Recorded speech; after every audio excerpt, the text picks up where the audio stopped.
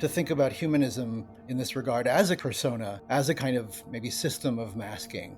You're saying something very important today in an era when many disciplines are being shut down. In a way, what I'm saying is the self is overrated, right? Maybe the mass is a more important paradigm that we need to be able to recuperate. Hello, my name is Jonathan Eburn, and I'm the series editor of the new University of Minnesota Press book series called Surrealisms, the International Society for the Study of Surrealism book series. And I'm delighted today to be speaking to you, Joyce Cheng, whose forthcoming book, The Persistence of Masks, is the inaugural book in the series. Thank you very much, Jonathan. I'm Joyce Cheng, Associate Professor of Art History at the University of Oregon and author of The Persistence of Masks, Surrealism, and the Ethnography of the Subject. It's an honor to speak to you, Jonathan, about this book, to which you have so generously lent your interest and support. It's very kind of you to say, Joyce, and it's been an absolute pleasure working with you on this. I'd just like to say a little bit about the series itself before launching into conversation with its first author. So, as the series title suggests, the Surrealisms book series represents the mission of the International Society for the Study of Surrealism, or ISSS, which is a nonprofit organization founded in 2018 to foster the exchange of ideas between and among practicing artists and writers and the scholarly community for whom surrealism, the movement, past and present, is a field of ongoing inquiry. Surrealism's I think everybody who listens to this will probably know, but surrealism is a movement in poetry, literature, art, political thought, and other forms of cultural expression that technically, I guess you could say, began in Paris in the early 1920s, but which quickly became transnational in scope, fostering movements and reactions on a global scale. I'm a University of Minnesota Press author myself, and when the organizers of the ISSS group were looking for a publisher to feature inventive scholarship across disciplinary boundaries, UMP was our immediate first choice.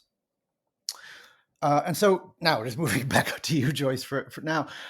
Your book, The Persistence of Masks, is in so many ways the perfect book for launching this series on account of the way it addresses both aesthetics and anthropology, experimental encounters with otherness, and emerging clinical understandings of selfhood. So I'd love to begin by asking you, Joyce, to say a little bit about the history of the project. So how did this project come about and what sparked it? Thanks, Jonathan. So I'm going to try to avoid those apologies of authors who feel embarrassed about how long the book took to write. But I can say that one reason for the long durée of its development and writing has to do with a kind of disciplinary shift. So I am still in my home discipline of art history. I've always been one of the art historians who had strong affinities with people in literature departments and also in philosophy. I was particularly interested in aesthetics. I will just briefly say I did grow up in East Asia. I think the interest in the ways in which modernism with its inception in the global north felt that it was impossible to not give space or engage with cultures and traditions and even languages outside of that cultural sphere.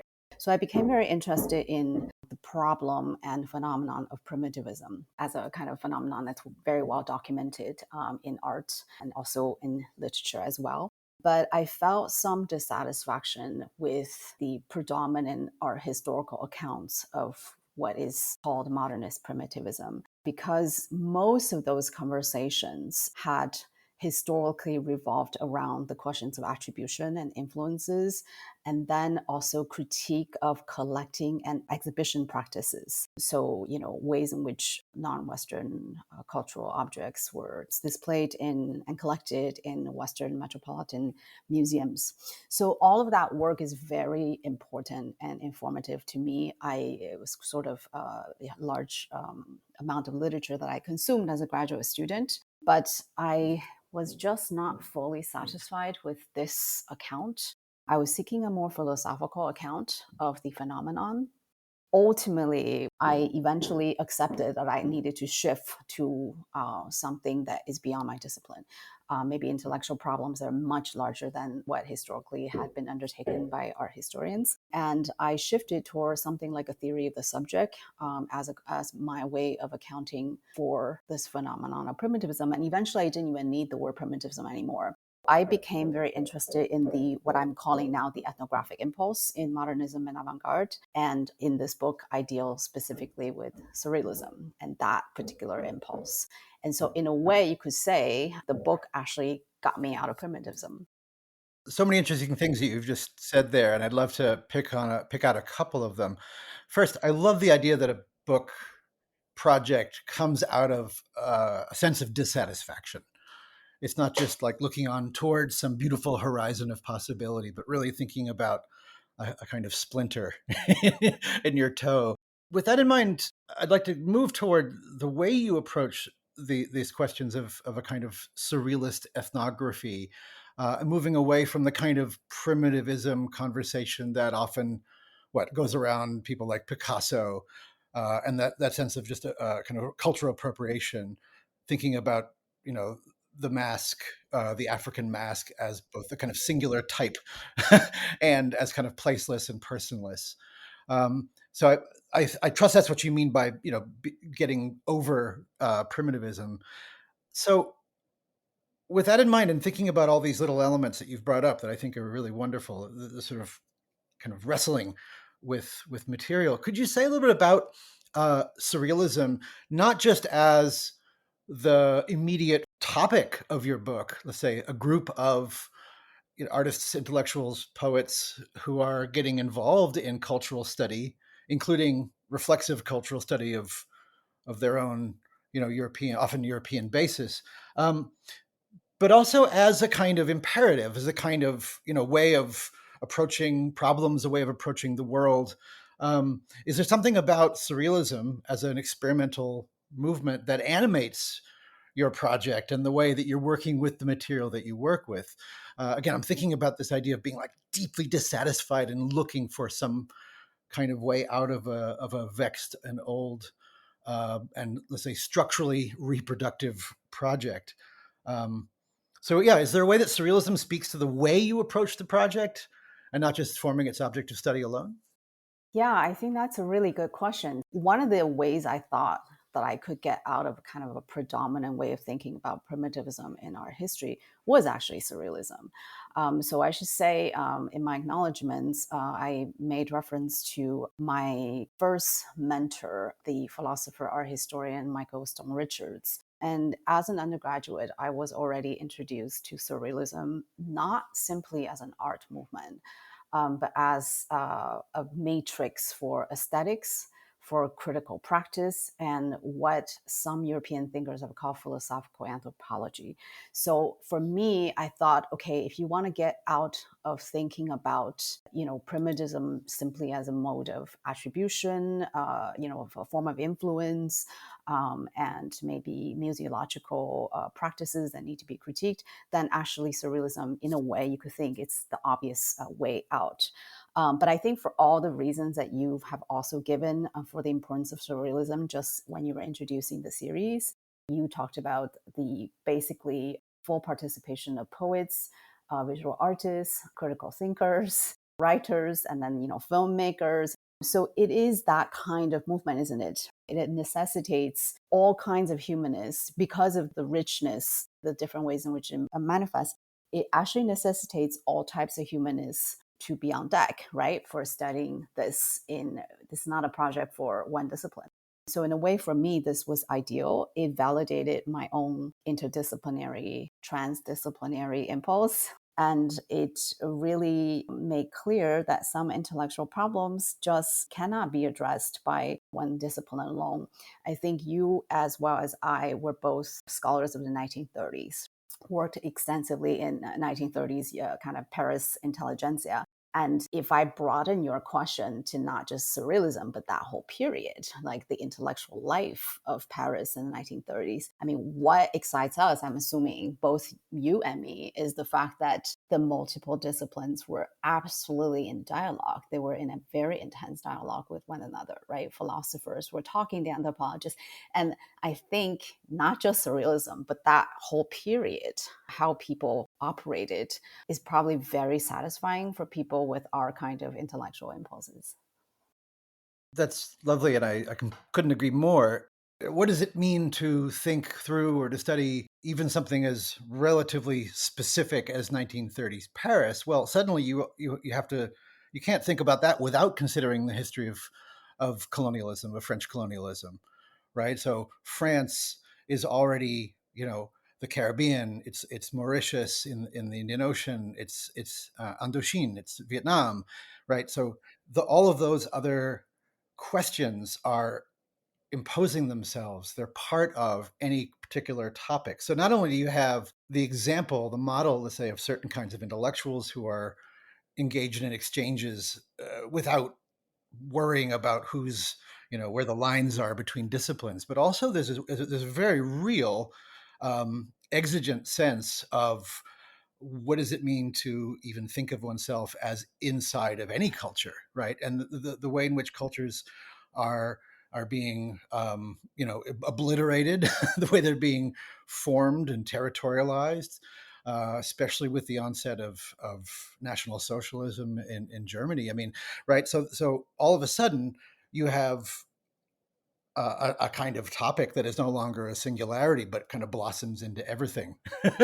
And I think that's both lovely and important and mildly terrifying. One of the things I love about your book is the little preface where you deal with that interdisciplinary abyss in some ways, right? That sort of sense of looking into the vastness of the kinds of questions that begin to unravel when you really study these hot points. To bring this back to the book and the question of the way in which we're trained to do things as scholars. I, for example, am a literary scholar by training, although I don't like to live in that one house only. For that reason, your book really speaks to me. I get the sense, obviously, from knowing you and knowing the project, that it's very important to you that this book speak to other disciplines than art history or literature alone. Maybe a slightly off kilter way to ask a question about that would be: is there such a thing as an ideal reader of this book, or is it more like an ideal readers in the plural?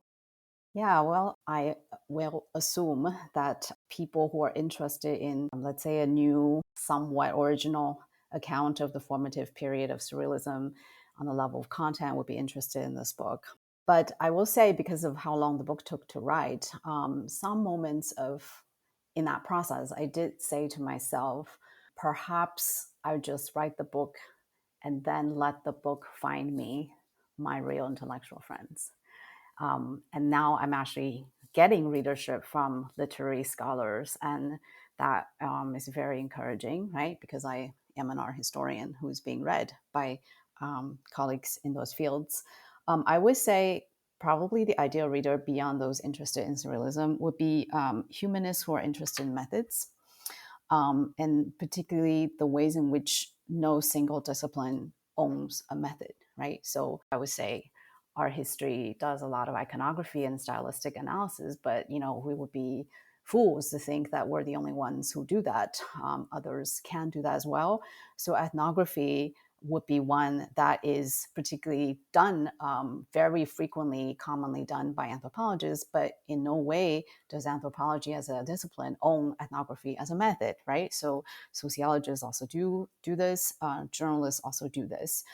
So I'm showing in this book that to some extent, artists, poets also have done ethnography. So I think humanists who are interested and I guess not afraid of the non-monopoly, their own non-monopoly of particular methods, would find this somewhat interesting. But going back to why people with our intellectual temperament are attracted to movements like surrealism and 1930s Paris, or global intellectual life. I have this idea of the whole humanist, the multifaceted whole humanist who cares about intellectual philosophical problems that are beyond disciplinary boundary. And I know this can sound a little cliche because we talk a lot about interdisciplinarity, but just to give a few examples of what that looks like, if you ask the question, what is or what counts as a subject?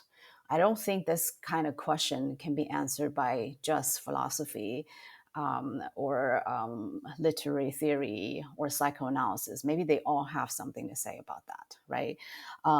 How can poetry, the arts, and speculative thinking contribute to a theory of power? Like who can answer that? No single discipline can answer that. That's a big intellectual problem. Everyone needs to work together. They have something to say about this. How do the arts, right, like the poetry and thinking, speculative thinking, right, help us refuse the choice between anthropocentrism and dehumanization, right? These are concepts I actually came up with toward the end of writing my book. I realized this is like blackmail, right? The idea that on the one hand we have anthropocentrism, human as the measure of all things, this European Renaissance idea, that we have to choose between that and dehumanization, which is reification of human subjects as instruments, that we can just use them as replaceable tools, are superfluous in some ways. How do the arts give us poetry, visual arts, creative practices? How did the music, how do they give us a way between those two? How does surrealism give us a way that we don't have to choose between anthropocentrism and dehumanization, right? These are huge problems. I'm hoping to reach out and speak to the people who care about those problems, and in some ways who can say, like, I'm just interested in what other disciplines have to say about this as well, in addition to what I can contribute as a specialist of, as an anthropologist, as an art historian, as a literary scholar. Oh, thanks so much. I love the image of a kind of society of friends of the book, which is a kind of nonprofit like idea or a syndicalist idea that seems to really speak to the kind of associative nature of this interdisciplinary work. Where it actually emerges in a kind of conversation and set of mutual interests or mutual maybe frustrations as you started off. So originally, I had those type of answers about who the ideal reader is, in terms of crossing disciplinary boundary, and I forgot to say the most obvious thing. I guess the most obvious thing is the ideal reader for this kind of book is actually someone who understands that somehow we are not whole if we are just ourselves. So it's a, I don't know if that makes any sense, but in other words, you can't think wholly if you stick to one ethnic national identity, even if that is your own identity, right? So the surrealists themselves were people who actually at some point, when you can tell me if I'm wrong, they in a way refuse Frenchness, right? um, they got in trouble for declaring their support for German Romanticism. They were very interested in cultures that were not French, right?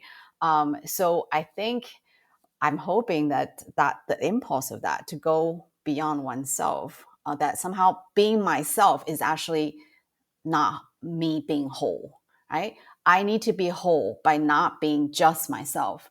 That impulse, I think, is really important, and I hope that my ideal reader is someone who's like this. Oh, thank you for adding that. That's really wonderful. And it makes me think of so many ways in which countering the imperialism of the subject, like the whole subject, this is, I am what I am and nothing else. I mean, thinking about dismantling that as a kind of surrealist, and no, not only surrealist, but largely a surrealist project over the decades, really just extends to thinking about all kinds of fluidities, right? Gender fluidity, sexual fluidity, in spite of the fact that that's often an imperfect evolution, that not every member of the surrealist movement in Paris in the 20s is exactly against their own wholeness. But certainly there are, in fits and starts, these developments of forms of disengagement from that sense of kind of imperial subject. Thank you. I love that. With that in mind, a book that really struck me when I was getting started in the profession, I guess you could say, and which I think has been a really, as you know, has been a really influential book, is James Clifford's 1988 study, "The Predicament of Culture," which has its famous chapter on ethnographic surrealism.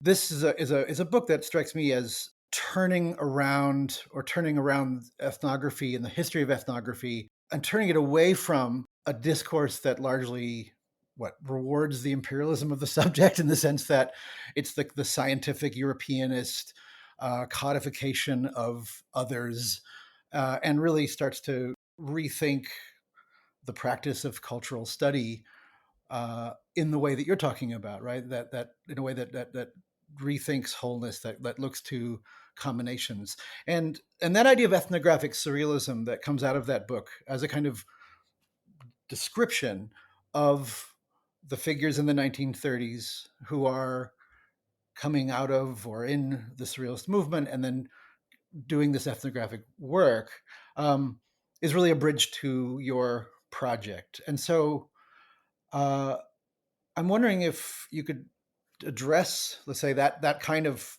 fluidity in the terms of your book as a kind of response, maybe, to that much earlier book and the the resonance that it's had within the kind of interdisciplinary thinking that you're talking about. Thank you. This is really the crux of the methods question in the book. So, James Clifford's ethnographic surrealism was hugely important. And I actually am grateful to my manuscript readers for having actually identified how important that book is. So, they invited me to have a much more direct engagement with it. So, it's hugely important, it's hugely insightful. It is also correct, yet I would say it's also a bit misleading. So I knew that book very well also as already starting in grad school, but I've always known as well because I wrote the dissertation when I was living in Paris. I also knew that French anthropologists and historians have had trouble with that concept of ethnographic surrealism. And I couldn't exactly pinpoint where the malaise was coming from, why they were uncomfortable with this concept for a long time. So, I'd say the more helpful book that helped me understand this was actually Vincent de Ben's kind of more recent book on the literary dimension of French anthropology. So, this was very helpful for me because what he showed in this book was actually that historically anthropology, French anthropology, came out of literature. So, in that sense, the literary turn of French anthropology should not be a surprise, right? It's always within reach. The Ben's book was about the literary book of many French anthropologists. So, in a sense, this literary turn, while it is a kind of postmodern writing culture turn, was also anthropology's return to its origins, right? So I just this morning, when preparing for this talk, I was thinking, what could we think about that as anthropology's own primitivism in a way that they went back to their own intellectual origins? So the fact that we had anthropology who started to question that there is a kind of textual element. We are producing text and all this. In a way, it fits in with the history of anthropology itself. So I would say Clifford's concept is both all of those things.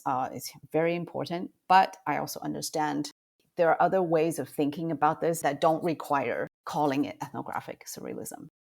The other part that I found not so much dissatisfying, but rather I was looking for to expand this a little bit more. I would say Clifford's ethnographic surrealism could potentially be misleading if it's taken to mean that one particular branch of surrealism was ethnographic. If that's how people interpret like ethnographic surrealism to designate a particular section of surrealism, for instance, the document group. that revolved around Georges Bataille and some of the professional ethnologists at the Institut de Technologie that he was friends with. So if it meant that ethnographic surrealism referred to that, then I said, it could be a little bit too narrow, because what if we think of ethnographic surrealism as actually all of the movement? I was actually happy to know that I don't think I'm the only one who thinks that. There are people who are already, other scholars that I think you and I are both familiar with, are doing that. I find traces of this way of thinking in the work of Natalya Lusty. I find it in Effie Rentzou. I found it in James Cahill's book on zoological surrealism, right? The Jean Painlevé's films of marine life as a kind of ethnographic film, right? So we actually have a lot of surrealism scholars who are inching toward this idea of what if all of surrealism was latently ethnographic in that way, right? Thinking about its analysis of dreams. So then I became more emboldened, right, with being informed by this kind of work. What if we think of all of surrealism as a kind of ethnography? And then we can think about what is the real subject of that ethnography. Is it particular cultures that kind of colonial mindset would consider exotic and needing to be reorganized and dominated? Or is the subject of this ethnography something much more universal? So I'm calling it the ethnography of the subject. It's a kind of double meaning of the subject, right? The ethnographic subject, but also the moral subject that has its positionality with subjectivity. That's how I would say I'm using or being supported by the concept of ethnographic surrealism. The ethnography of the subject is a really important turn of phrase insofar as it accommodates, I would say, the other aspects of what you were just describing, which is life, like life itself, that a subject like a culture isn't a category or a type. Uh, right? The point is not to kind of ascribe taxonomies, genres, categories to things, but rather to account for and transform, by the way, right, the ways in which subjects exist in the world and in life. And I think that's really a fundamental aspect of the work that you're doing in this book. With that in mind, I'd like to pivot to the other half of your title. So, from the ethnography of the subject to the first part, the persistence of masks. And something that really appeals to me about this title goes back to one of the very first things you said today, which has to do with the relationship to longstanding discourses and practices of so-called primitivism, right? This sort of uh, looking at and problematizing or appropriating a people that is far away. So when you talk about masks and their persistence, on one hand, you're talking about very material, real, physical artifacts, ceremonial objects, um, made items that are trafficked and real and can be put on the face or put on the wall or whatever. The On the other hand, at the same time, there's something else you're doing um, than simply identifying ceremonial objects used both in indigenous contexts and in European contexts, um, but rather like a practice of masking. What does it mean to use a mask or to supplement the self in a way that masking suggests, both to hide and to supplement, also unmasking, it becomes part of that dynamic. So there's something performance based there. So not just a material artifact, but a kind of performance, even as you say in the book, a kind of possession.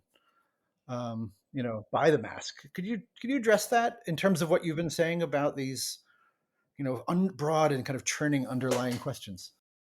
Yeah, thank you for that. So, the mask, if I were to stay in art history exclusively and to deal with the question of modernist primitivism, and still very interesting book is still coming out of that whole topic. So I really don't want to be taken as dismissing the importance or the generative potential of that concept. It's just that I, as I said before, was interested in a philosophical account of this whole phenomenon, So I finally settled on masks because I realized they were important, not only because the surrealists and other kinds of, chic Parisians, right, in the kind of beau monde, actually collected African and oceanic masks. It's not because of that.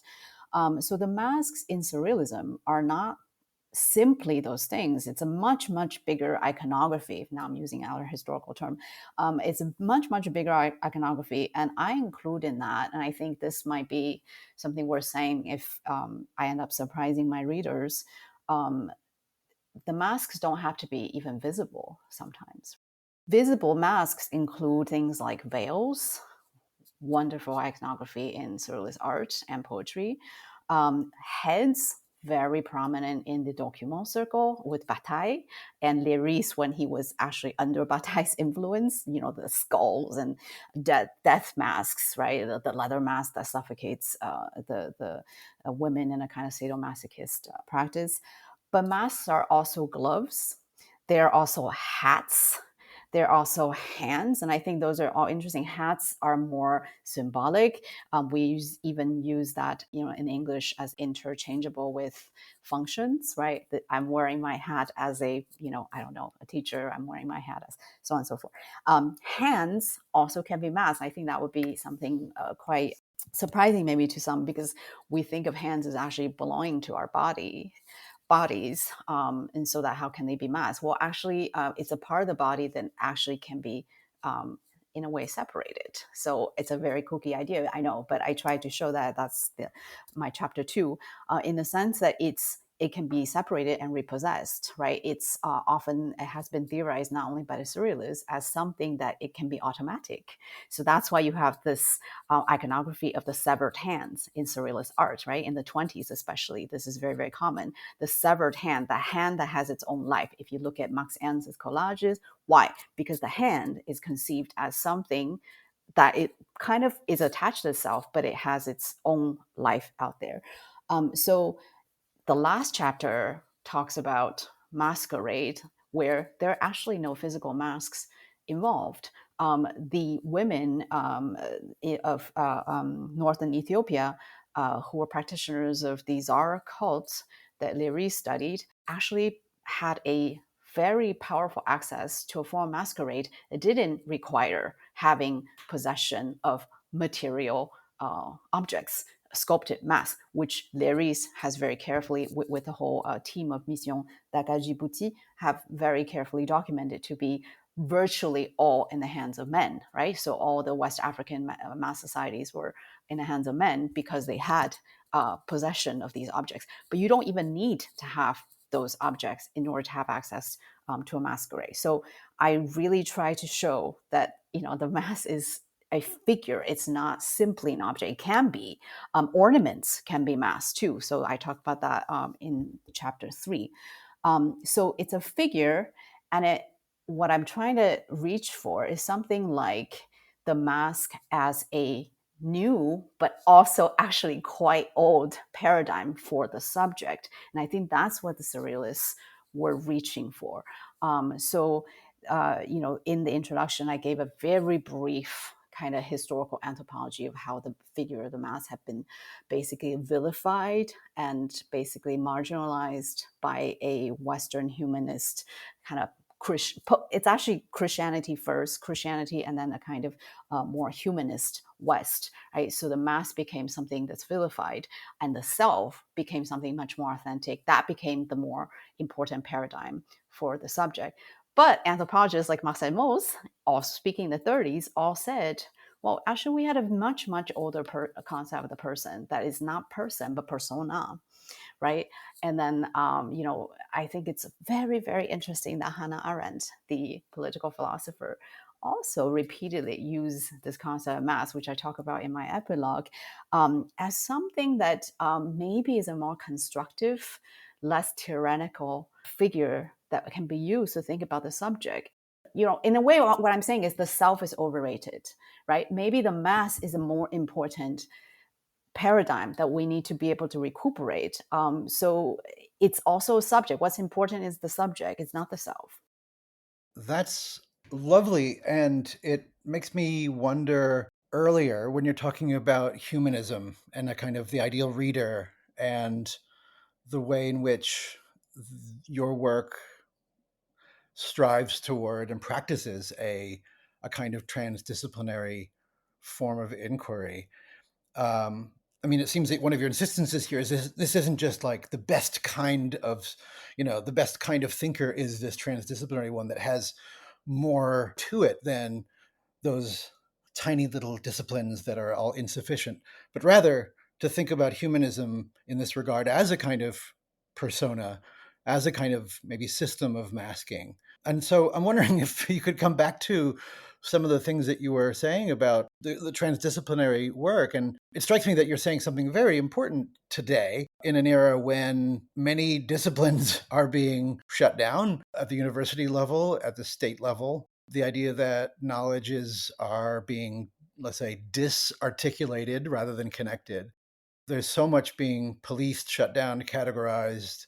Is there a way in which this insistence upon masking and persona as a kind of ethical challenge to the singularity of the imperial subject that really resonates today? Yeah, that's a really fascinating way of reframing the question of interdisciplinarity in terms of masks.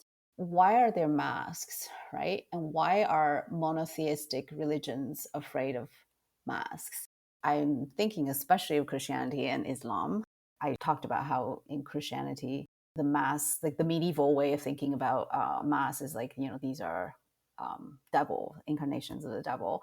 And if you go to chapter 4, where I talk about the surviving practice of czar in multi-confessional Ethiopia in the 30s, both the Christians and the Muslims sort of were skeptical. Now, they themselves, Christians and Muslims, participated in czar in Ethiopia. So I think that's very interesting, even though officially uncomfortable with it. Well, if I think in those terms, the masks are never one, right? That's the problem. In fact, we came up with masks because we couldn't, in a way, uh, organize certain features, characteristics into one character. That's why we came up with so many masks. That's why mass societies, it didn't matter if you found them in the South Pacific or in West Africa, they never just have one mask. They always have multiple masks, right? And I'm playing with your idea of thinking about humanistic disciplines in those terms. Like, why do we come up with gender studies and new types of ways of organizing knowledge, right? In a way, yeah, I think that's a very fun idea that you just put forth there. I think about them as new characters, right? New personas and new ways of organizing issues and problems and methods, right? Using these new study center studies, or we can find different departments or programs or something like that. I think that's a really interesting idea. But I would say, I think we talked about this when we were preparing for this conversation. I think it would be really dangerous, especially in the current climate that you're talking about, if we use the idea of transdisciplinarity as a kind of opportunistic way of justifying the superfluousness of certain departments and programs, right? So, in other words, here's the dystopian scenario: we'll just consolidate anthropology and English because of writing cultures, so that one faculty member can teach courses in both, right? So I think that would be a terrible dystopian way of using the notion of interdisciplinarity. Um, Now, I think to go back to the issue of otherness and difference, meaningful interdisciplinary dialogues actually depend on the difference and distinction of individual disciplines. Otherwise, what would we be talking about? It would be the same, right? Um, Anthropology and literature can talk to each other in a productive way precisely because they are different.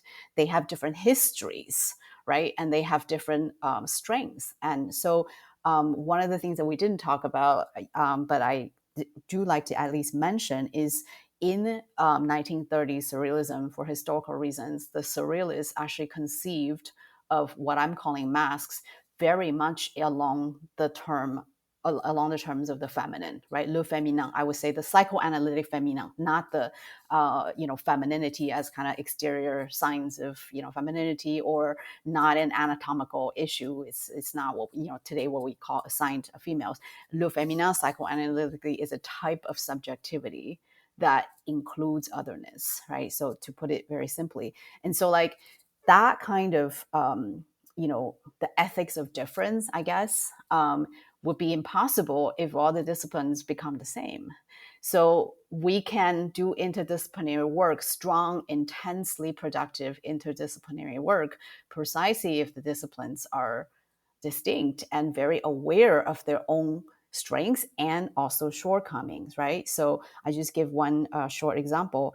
Anthropology and history has historically been meeting for very productive reasons, because conscious historians want to, in a way, repair or alleviate its own logocentrism, right? So always relying on written records, assuming that cultures that have no written records are basically not worthy of study or basically inaccessible, right? That's a kind of logocentrism that conscious historians are very interested in trying to mitigate. So they then engage with anthropology. That's the reason for, because they're aware of their own shortness. Same time, anthropology is very aware of its own allochronism, right? This is Johannes Fabian here, who says, what can we do? Well, we need to take more into account historical time, the question of temporality that we assume it's a non-problem anthropology. Cultures are fixed in time. They're almost like frozen. That's not okay, right? So then they engage with history. So, but in order for that kind of, healthy, strong, interesting interdisciplinary dialogue to happen, like the two disciplines have to remain different, right? And so I would say, I would hate to see, interdisciplinarity as a way like, we don't need departments, we don't need disciplines. I think that would be horrible for all of us. It makes me think of the real extreme, as you say, even religious or ecclesiastical difference between an idea about masking as dissimulation. So there is but one woman with a thousand faces, or the hero with a thousand faces, right? I mean, talk about every mask, you take off the mask to reveal the truth that's beneath it. All truths are fundamentally the same. The masks are what create this illusory difference, as opposed to, let's say, the ethics of masquerade, where what manifests itself is the specificity. I mean, I'm thinking about even Nigerian masquerade. Like, it's the god shows up, right? The spirit is present in the masquerade. It's not like if you rip off the disguise, you see it's the same old thing. Like, and there is a specificity to each spirit, each god that manifests through masquerade. Absolutely. And that's I mean, I'm so happy that you came to that, because I had completely underestimated myself. I came from a non monotheistic culture, right? I grew up in East Asia. I had completely underestimated how deep seated is the vilification of the mask, even in the kind of secular West, right? And in some ways, what I realized is it got even worse in the secular West with a kind of secular modernity. So this simulation is absolutely how mask is conceived of in the kind of post-enlightenment world. So it's inauthentic, right? But the moment when you start to think every mask dissimulates and also makes appear something, donc ça fait voir, it also, ça cache, mais ça fait voir aussi. It also shows something. Then we're now in the interesting dynamic. And I think this is the thing that Hannah Arendt actually tried to, in her critique of enlightenment, is trying to say. We lost this concept of the persona. It's actually very, very important for everybody's safety. And that's also a realization that of virtually every anthropological study of masks, because we've lost this tradition in the West, in the secular West. A lot of the work that's being done elsewhere all show that, like, they don't think of the mask as simply dissimulation, right? So it's actually about making manifest other things that without the mask would not have a mode of appearance, right? And I would say, going back to your lovely idea of thinking about humanistic disciplines or branches of studies in terms of masquerade, we form these new disciplines or programs or fields because we think we can make manifest something. It's not like we're trying to hide something, right? Dissimulate something. We're trying to reorganize our knowledge so that something new can appear, right? And so going back to your idea of what happens to that in an age of financial austerity, where every university is prioritizing cutting cost, I would say I'm hoping that there are going to be conscientious people up there who understand that we need to maintain a healthy number of different disciplines in order for any important humanistic work to be done. You can't just consolidate everything. I'm not saying no cutting. I'm saying please let disciplines also maintain their integrity so that we can actually enable better, more productive dialogues. So, Jonathan, this is a point where we talked about we would pivot the conversation toward the series. I'm very honored to inaugurate the ISSS series.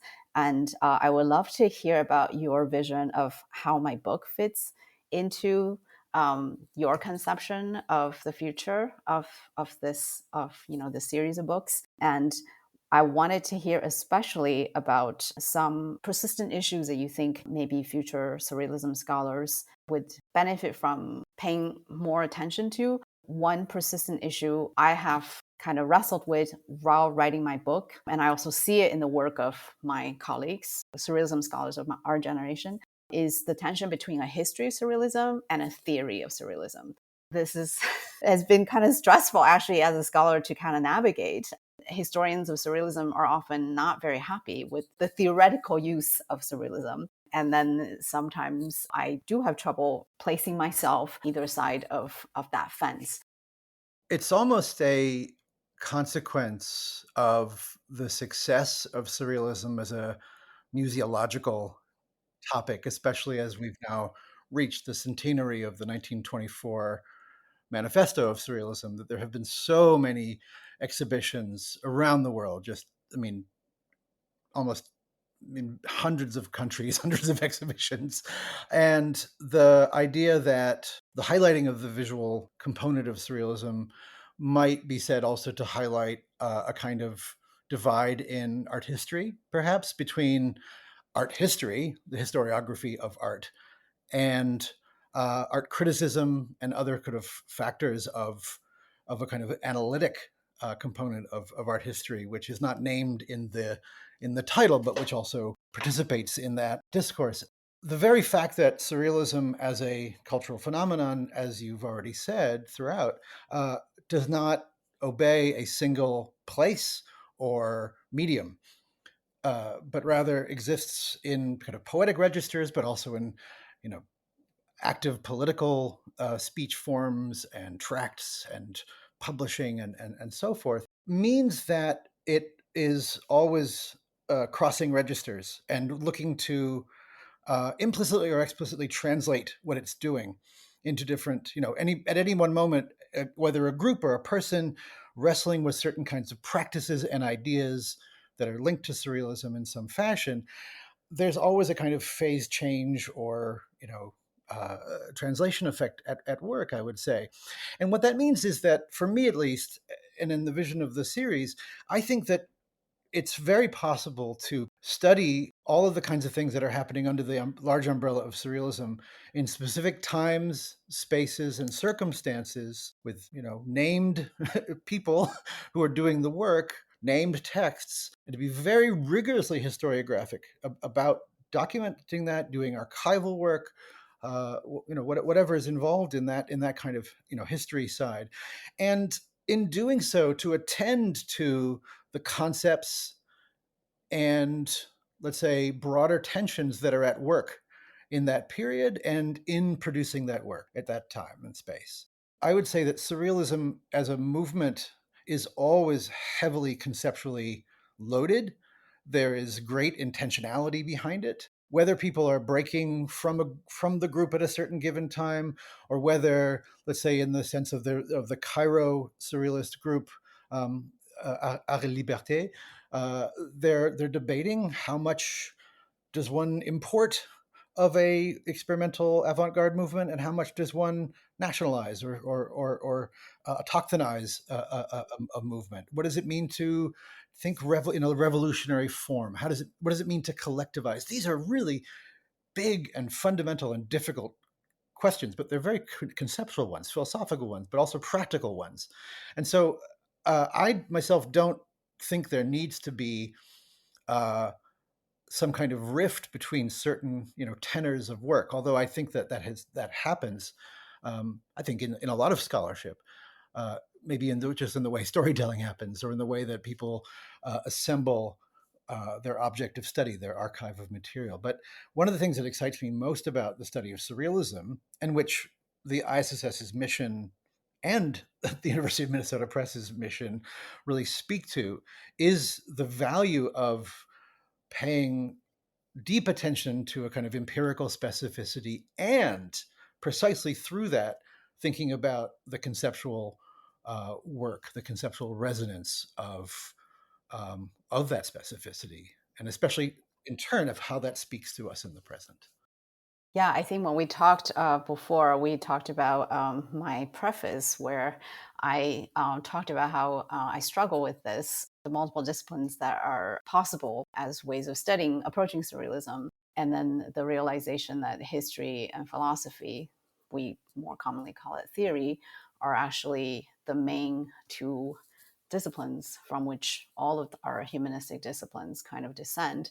And I think to go back to this question of difference and otherness, one of the things that actually helped me, and I think it was so exciting about the series, right? If can we do a kind of work in surrealism that makes productive use of the difference between history and theory, and that actually requires us to say, at least I finally, made this realization myself: history and theory are different practices, right? And so the moment I accepted that this these were they're not going to be the same, when I theorize, I will be at risk of losing some particularities, right? Because I have to generalize.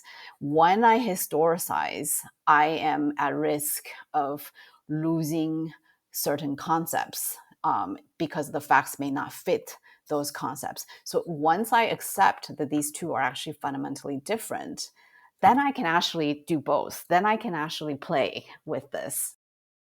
Absolutely. And I would add to that also, with your point about a kind of ethics of difference in mind, if you're studying how a historical person, a historical artist or poet or thinker, may have been theorizing in a certain times of place, to study that historically means one has to be mindful that it's not, my theory, it's that person's theory, right? Studied through the lens of distance and difference from it. I can't just aggregate it to my own schemata, right?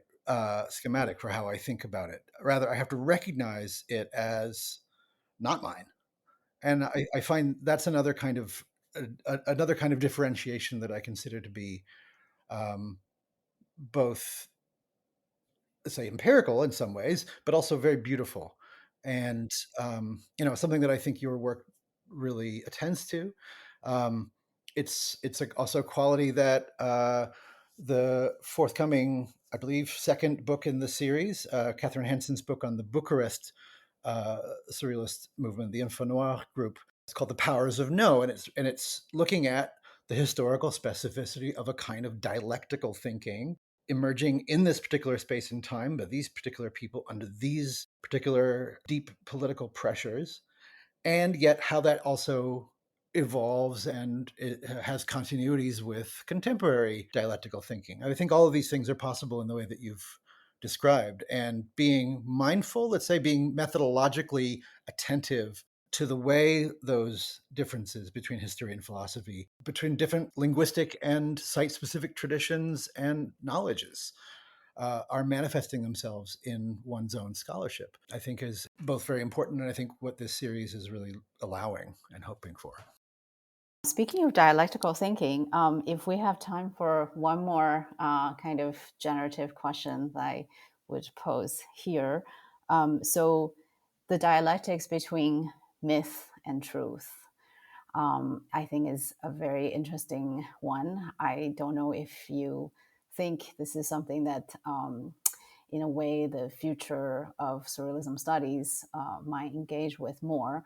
Um, you are the author yourself of a book called Outsider Theory that has some surrealism in it, at least kind of is adjacent to surrealism. Surrealish. Surrealist-ish, the Bataille group is quite present.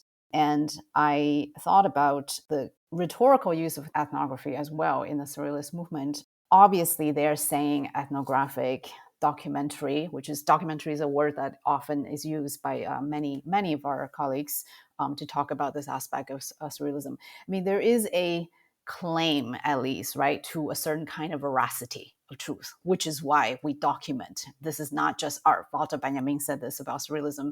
He already recognized it in the 20s. Surrealism is not about art, it's about other things, right? At the same time, let's say the afterlife of this latent ethnography of surrealism, which we might say is James Clifford's ethnographic surrealism or surrealist ethnography. Um, the point of departure of this kind of postmodern anthropology is actually about questioning the scientific objectivity of traditional anthropology. I am wondering, what do you think surrealism has something to say about that? Objectivity that questions itself. People engage in creative, speculative practices suddenly laying claim to the veracity of what they are attending to. Right?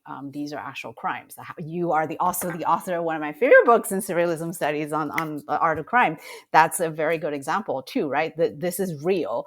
We're looking at murder cases and we're analyzing the psychic drama that produced them. It seems to me that in surrealism, we actually have these two movements going on, both in surrealism and the afterlife of surrealism, is about myths that try to become truths and truths that are suddenly not so confident about their own veracity. Yeah, that's it's one little last question, and it's a doozy. No, but thank you. There's something on the one hand tricky about these terms because myth can mean anything from traditional stories, traditional knowledges, right, the basis of a kind of traditional cultures, to all of the kinds of uh, discrepancies and uh, dishonesties ascribed to tradition, which is to say, commonly held beliefs, mere folk beliefs, and the dismissal, Superstitions. right, superstitions, right? So it really runs the gamut between things that are, beyond truth, that are truer than true, that are deeper than true, to like absolute falsehood, right? So that's a terminology that's troubling. And likewise, truth is a word that, on one hand, is the transcendental basis of all knowledge, and we only know, but also it's a kind of imperial concept as well, under which all kinds of terrible things have been done, right? In the name of truth, genocides, let's say, can happen. So rather than thinking of these as stable entities, the idea that to really consider what is at stake in naming something a myth, like what are we talking about, what's being dealt with, and when we call something truth, what is being ascribed to it, um, that sense of gaining a broader, nuanced picture, so to speak, of the stakes and authorities according to which these terms are being generated. That's, in my mind, the kind of work we were just describing, in thinking about a kind of interdisciplinary work that puts together theory, philosophy, and history. Um, the history part is, who's saying it, what authorities behind it, is there a military power backing it, who's being erased, whose voices are being taken away, right? And if the word myth is being used to demonize, then that's important to know, and that becomes part of the equation. So really rendering those two terms something other than absolute, I think, is a fundamental work. This is a really great response because, in a way, I think maybe it's not about myth and truth, it's about myth and myth, right? So, in the 1930s, one could actually say who wasn't interested in myth, right? So, the Nazis were very interested in myths, mythologies, and recuperating elements of Germanic folklore for political goals. And on the other hand, you have the left intelligentsia that was also very interested in myth. And then we have Minotaur, the Surrealist review that uses myth, a mythic creature, a pagan chimera, as its figurehead. And that was all about myth, right? So I think you're absolutely right. It's actually about what kind of myth and what is myth. Is myth or mythology? Are we looking at a kind of epistemological system from which we can generate, that is actually capable of generating new ideas that meet the urgencies of the time? Or are we talking about recuperation of supposedly timeless narratives that then can be refabricated to suit ideologies as opposed to help us come to terms with crisis, right? I think that's the difference between myth and myth. No, that's really well put. And another way I just add to layer onto that is these aren't quantifiable distinctions, like about measuring the absolute value of something in some kind of absolutist terms. Rather, the kind of distinctions and evaluations you're talking about are qualitative and have to do with the narratives set in motion by upholding, right, a certain order of myth, whether that's the order of truth, justice, and the American way, or whatever else, right? So yeah, what narratives are set in play by this epistemological investment? So I know we've now had a goodly amount of time to talk to one another, and I really appreciate um, you having given your time to have this conversation. Do you have any final words for your readers out there that are listening to this? Final words. I'm hoping to not have to ever have final words so that it would be generative of further dialogues. I think I thought that the book might help me find my friends. And now it's that moment where I am interested in the reviews and what people find productive and less productive. Did I get anything wrong? Those type of things. And I hope there are no final words so we can keep talking. Fantastic. That's great. Thank you so much. Thank you, Jonathan. This has been a University of Minnesota Press production. The book The Persistence of Masks, Surrealism and the Ethnography of the Subject by Joyce Chang is available from University of Minnesota Press. Thank you for listening.